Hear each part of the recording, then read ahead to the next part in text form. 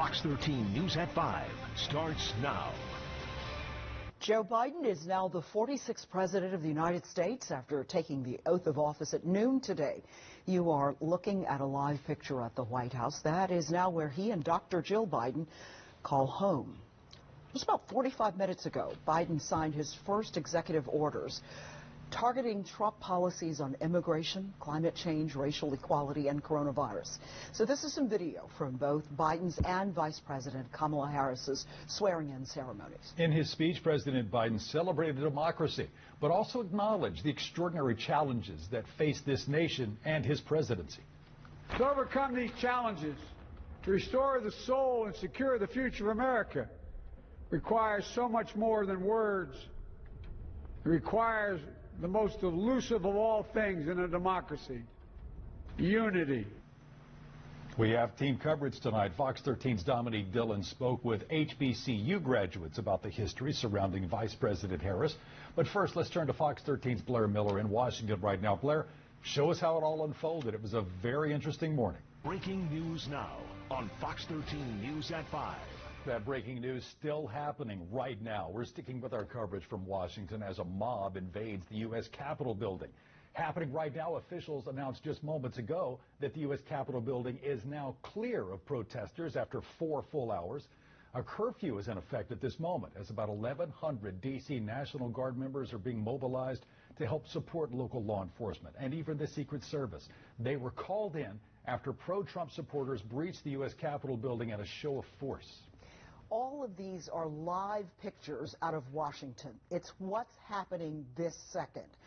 In just a few moments at 6 p.m. D.C. time, Eastern time, a citywide curfew will go into effect. And just minutes ago, police used tear gas and percussion grenades to begin clearing protesters from the Capitol grounds. Now, this all started around 1 o'clock today as the House and Senate met to certify the Electoral College and cement President-elect Joe Biden's victory. The D.C. police chief says protesters gained access to the Capitol by deploying tear gas on police. Both congressional chambers were quickly evacuated in the process of certifying the Electoral College votes. All those proceedings came to a halt. Fox 13's Samantha Manning is on the ground in D.C. tonight, and she has watched this unfold throughout the day. Sam, we've heard that at least 13 people have been arrested so far, and earlier there was a report of a woman being shot.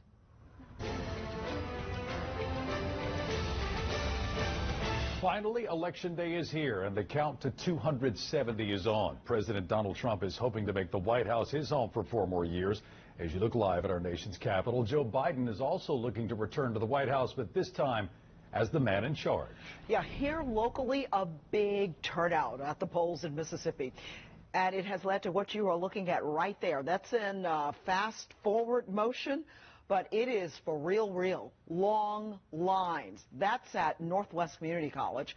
But all across the Magnolia State, you see the same kinds of things. Unlike Tennessee, Arkansas, Mississippi does not offer early voting. Now let's take another view here, a bird's eye view from Drone 13. This is Olive Branch North Intermediate School. This morning, you see everybody social distance, but still, that is a long line. Thank you for joining us tonight. I'm Daryl Green. Hi there, I'm Merle Purvis, and they were wearing their masks. I was watching.